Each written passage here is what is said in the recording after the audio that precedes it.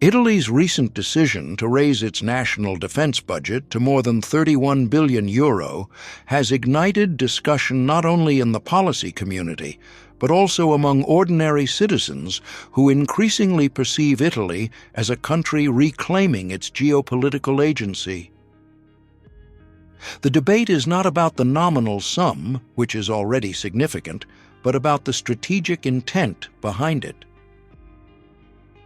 When other costs, such as pensions, carabinieri forces, internal defense responsibilities, training, and maintenance are incorporated, total defense-related expenditure reaches more than €45 billion, bringing Italy very close to the target of 2% of GDP for NATO. This signals that Rome is not merely conducting incremental adjustments, but rather undertaking a deliberate repositioning of its military posture. Italy's traditional strategic orientation does not mirror that of Germany or Poland, which are focused on Eastern Europe, nor does it directly resemble France, which frames its primary security lens around the Sahel. Instead, Italy's security space is first and foremost maritime. The concept known as the extended Mediterranean has become central in Italian strategic planning. This region encompasses the central and western Mediterranean basin, North Africa, the Sahel corridor, parts of the Levant, and the energy transit arteries that connect Europe to the Middle East. The logic is pragmatic. Italy depends on maritime routes for energy supply, particularly gas originating from Algeria and Libya. These routes are increasingly pressured by instability, foreign military presence, and the growing assertiveness of actors outside NATO.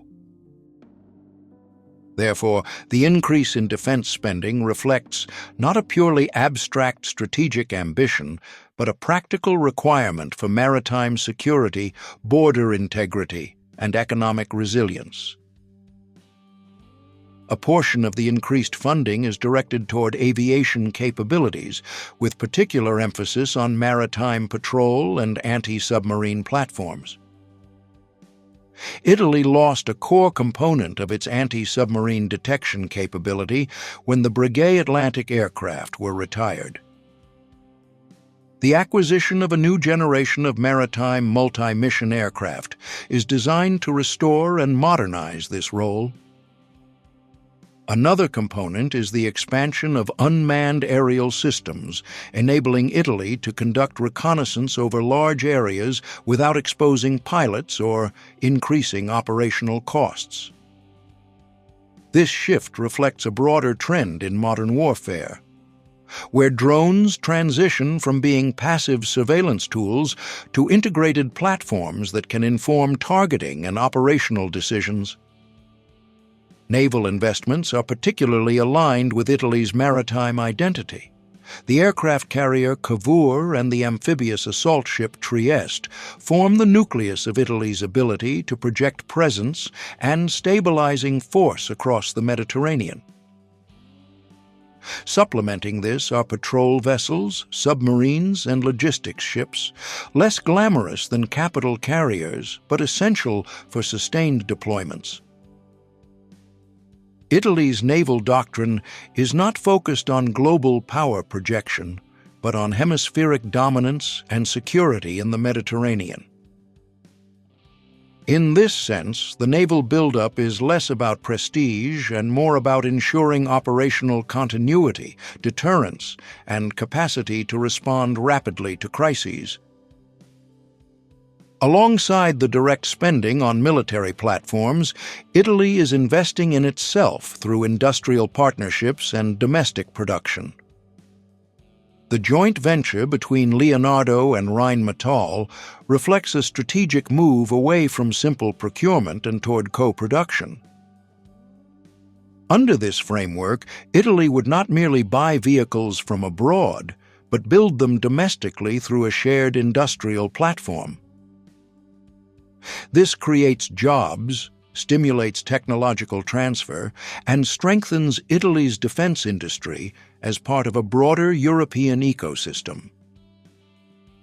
Leonardo's advancements in radar technology, signal processing, sensors, and tactical communications create an indigenous intellectual capital that reinforces Italy's sovereignty in defense matters.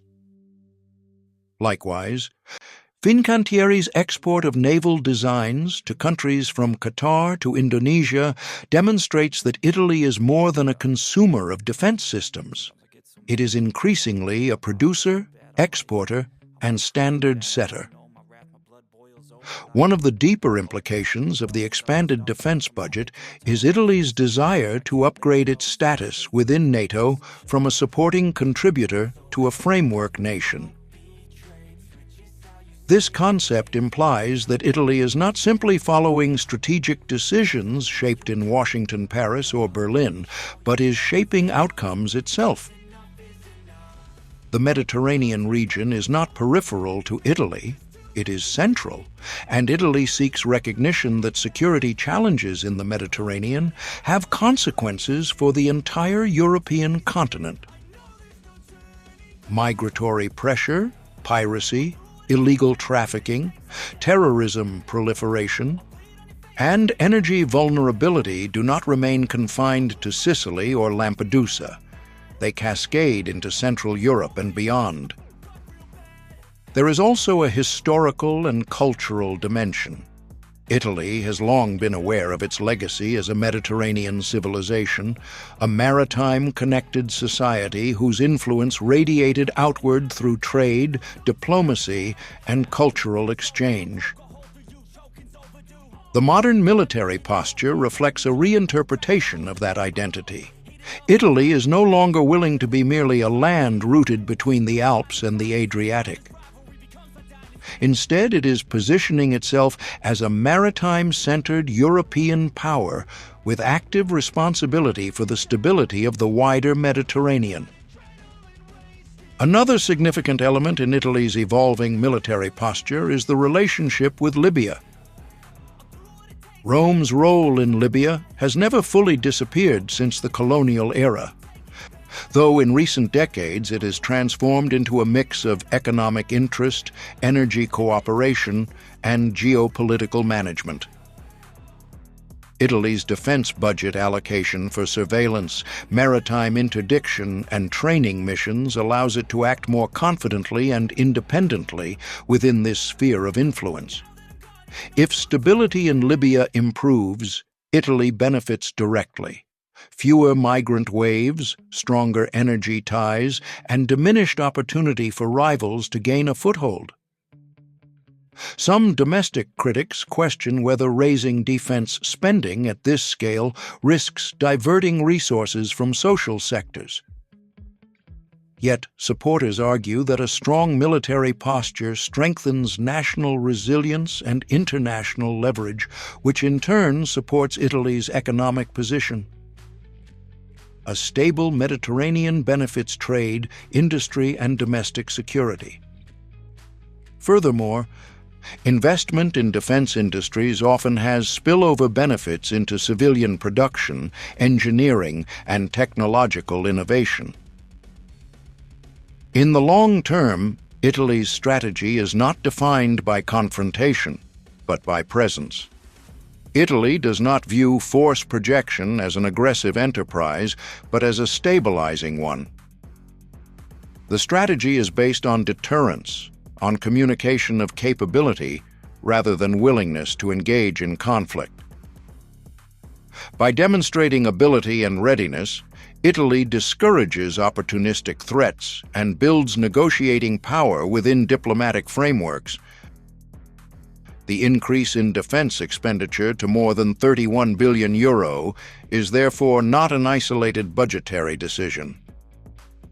It is a signal that Italy is reassessing and clarifying its strategic identity. The maritime frontier is not a distant buffer. It is Italy's forward-facing defense line. From Sicily to the Western Mediterranean, from Libya to the Levant, Italy intends to ensure that the region around it will not be shaped by external actors without Rome's participation. The question is not whether Italy is returning to history, but whether history is returning to Italy.